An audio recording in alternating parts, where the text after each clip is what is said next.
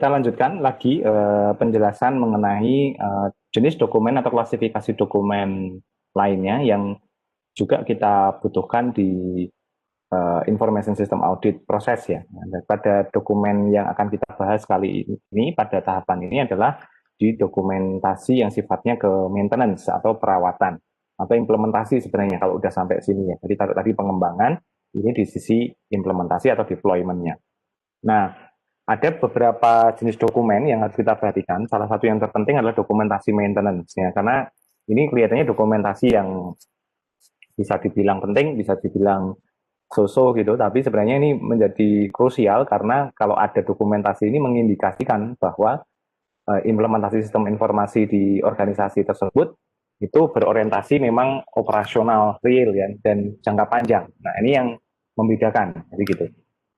Cara pandangnya seorang information systems auditor semacam itu. Jadi dokumentasi bukan hanya pelengkap, tapi benar-benar mengindikasikan bahwa apa istilahnya itu si perusahaan atau organisasi itu serius dalam memastikan investasi sistem informasinya itu memang berjalan dengan baik. Nah, mari kita lihat sama-sama di di materinya. Nah, dalam konteks kita memahami dokumentasi di maintenance. Nah, di dokumentasi maintenance itu fokusnya memang untuk bagaimana organisasi itu menjelaskan tata cara perawatan dan pengelolaan sistem yang baik. Nah, jadi ini saya highlight ya, pengelolaan sistem yang baik. Nah, jadi tanpa ada maintenance itu seperti sistem itu ya dipasang dan dibiarkan tanpa ada pola yang jelas bagaimana nanti untuk proses interaksi atau operasional di lapangan. Nah, jadi nanti harus ada itu misalnya maintenance manualnya. Jadi itu harus dilihat. Maintenance manual itu bukan dalam artian maintenance secara manual ya, bukan itu. Tapi bagaimana tata cara prosedur maintenance-nya. Jadi kayak gitu. Nah, bagaimana tata cara ketika terjadi troubleshooting gitu ya. Kemudian tingkat kerusakan ulang ditulis ya, biasanya sampai pada level yang ringan tapi perlu penanganan khusus. Nah, ini jadi penting sekali. Nah, kita sering lihat ini di fasilitas-fasilitas fisik ya.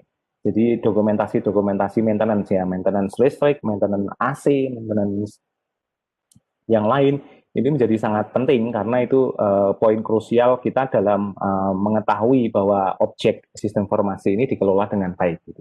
Karena kalau dilakukan ya prosedur itu, pertama umur sistem informasinya itu menjadi lebih lama dan life operasionalnya juga bisa diandalkan dalam jangka waktu yang lama juga.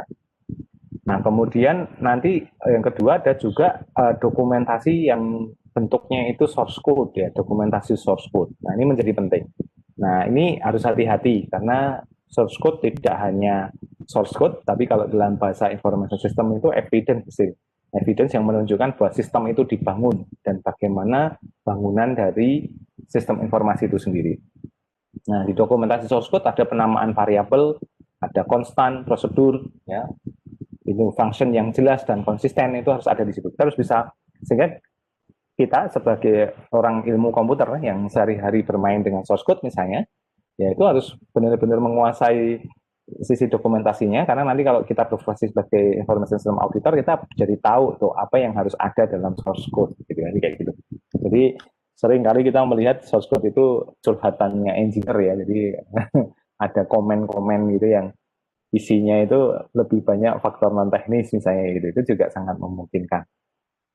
Nah, contoh gitu ya, ini ada poin misalnya memberi keterangan pada header setiap prosedur. Jadi source code tidak ditulis hanya source code-nya saja, tapi juga harus ada keterangan pada header, ya, sehingga nanti ada fungsi dari dijelaskan ya, meskipun tulisan kayak ada catatannya. Jadi kayak tekniknya itu documentation inside the source code gitu ya. Jadi ada fungsi dari prosedur, ada apa tidak. Jadi orang nanti membaca source code-nya juga tidak akan tersesat ya gitu. Nah, ini jadi salah satu yang harus ditekankan ya dalam kita membangun sebuah dokumentasi. Kalau ini terjadi rapi, itu menunjukkan profesionalnya seorang software engineer sebenarnya. Kemudian variabel lokal masukan keluaran harus clear gitu ya, konsisten. Kemudian variabel global yang digunakan, yang dipengaruhi itu juga harus dilakukan.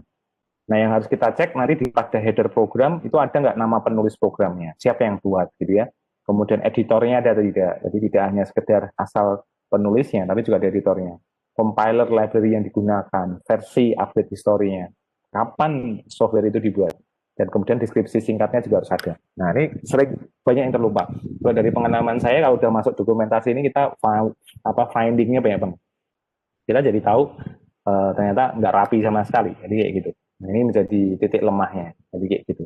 Nah, apalagi kalau perusahaan itu yang bikin sistemnya itu jebeli. Jadi begitu dapat source code-nya, wah udah nggak bisa dibaca. Jadi, memang itu vendor login. Jadi kayak gitu. Dan kalau ada ini kan berarti kan konsepnya lebih ke arah kayak open source gitu ya. Jadi orang bisa baca source code-nya, dia bisa pelajari, bisa ngembangin di masa depan kan gitu. Nah, kemudian di setiap modul nanti juga harus ada ini. Wah, coba dilihat. Jadi harus ada nama modulnya, ada fungsi, parameter interface dan modulnya, ada pre-assertion-nya, ada post-assertion-nya, apa dampak global dan sampingan dari modul ini, exception-nya seperti apa, prasyarat perangkat kelas sistem operasi, catatan pembuatan modifikasinya, jadi kalau misalnya ada perubahan-perubahan, algoritma yang dijalankan, struktur data utama, nanti ada call by-nya siapa, calls-nya apa, dan sebagainya. Jadi ini harus dicek satu persatu. Jadi ya otomatis ya kita harus tim auditor harus dilengkapi dengan orang-orang yang pengalaman dan punya pengetahuan di software engineering. Nah ini menjadi penting. Jadi ini source code harus diperhatikan benar karena ini jadi evidence tadi ya. Jadi kayak gitu.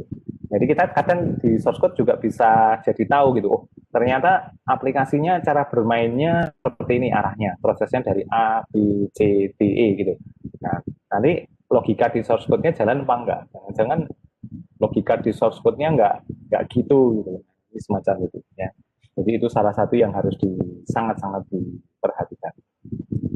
Nah, kemudian nanti ada dokumentasi testing. Nah, ini juga penting. Jadi dokumentasi testing ini digunakan juga untuk mengetahui pada kondisi awal dulu, ya, ketika setelah pengembangan sistem informasi berjalan selesai, diuji coba itu hasilnya seperti apa. Hopefully itu adalah hasil terbaik ya. Nanti sambil jalan kan kita lihat konsisten apa tidak. Ya seperti naik turun gitu ya. Ini ada identifier, ada spesifikasi kebutuhan, ada metodologi verifikasi kodenya, verifikasi desainnya, kemudian rencana pengujiannya seperti apa, fitur sisi yang diujikan, personel yang bertanggung jawab, perangkat bantu dan program bantu yang digunakan, itu juga harus diperhatikan, harus ada. Kemudian ada data pengujian dan instruksi pengujiannya, kemudian hasil pengujian yang diharapkan dan hasil pengujian sesungguhnya, dan kemudian apa analisisnya kalau misalnya hasil pengujian yang sesungguhnya ini tidak sesuai dengan yang diharapkan. Nah ini menjadi sangat penting bagi kita untuk mengetahui dari sisi itu. Nah sementara kalau kita bicara dokumentasi sistem semacam ini, kita punya standar dokumentasi ya, yang berlaku umum di dunia teknologi informasi. Nah, contohnya di sini, ini ada dokumentasi software development plan dari IEEE standar ya. Ini juga harus dipenuhi gitu sehingga nanti kita harus paham benar ya. Jadi tidak hanya suka-suka dokumentasinya, tapi harus comply dengan spesifikasi standar internasional. Kemudian nanti ada dokumentasi software requirement, ini juga menjadi penting, jadi gitu ya. Jadi bentuknya bisa saja menggunakan IEEE standar. Kemudian dokumentasi software design specification, itu juga penting untuk kita sama-sama ketahui. Kemudian ada dokumentasi software testing, dan kemudian ada dokumentasi software user documentation. Ini juga menjadi penting ya untuk diketahui. Nanti silahkan dicek di websitenya IEEE, itu mereka cukup punya beberapa template atau punya standar dokumentasi yang harus dilakukan. Karena beberapa organisasi atau perusahaan memang menggunakan standar dokumentasi ini untuk standar dokumentasi mereka. Ya. Jadi itu memang bisa dilakukan. Jadi kalau sudah memenuhi standar ini jauh lebih aman. Nah pertanyaannya apakah hanya IEEE? Tidak juga. Ada juga dari ACM, ada juga dari beberapa teknologi yang lain ya, itu masing-masing punya standar dokumentasi yang berbeda-beda, dan tetapi kalau kita baca kontennya comply dengan item atau poin-poin yang kita bahas di audit. Jadi semacam itu. Nah ini menjadi poin yang harus kalian pahami benar bahwa dokumentasinya ini nggak main-main ya. Jadi Bahkan pada beberapa kasus, dokumentasi yang baik itu memang meningkatkan value dari sistem informasinya. Jadi contoh bila ada beberapa software yang sifatnya internasional itu global gitu ya, semacam software ERP, mungkin pernah dengar SAP dan seterusnya, itu mahalnya minta ampun. Nah, jadi biaya untuk mendapatkan softwarenya itu mahal sekali karena memang mereka memenuhi aspek dokumentasi standar internasional yang cukup tinggi. Jadi kalau nanti istilahnya di audit itu organisasi sudah nggak mikir macam-macam karena memang sudah automatically comply jadi kayak gitu dengan standar internasional jadi mahal. Nah jadi pada titik tertentu nanti seorang information system auditor itu tidak hanya jadi auditor ya atau yang memeriksa, tapi bisa membantu juga mereka untuk mempush perusahaan atau mendorong perusahaan itu comply dengan standar internasional, sehingga otomatis itu akan meningkatkan value atau profil perusahaan di mata dunia atau di mata pasar dan juga mungkin di persaingan globalnya. Jadi semacam itu adalah eh, apa namanya dokumentasi terstandarisasinya ya, jadi kayak gitu. Oke. Nah, ini menjadi poin penting dari sisi dokumentasi.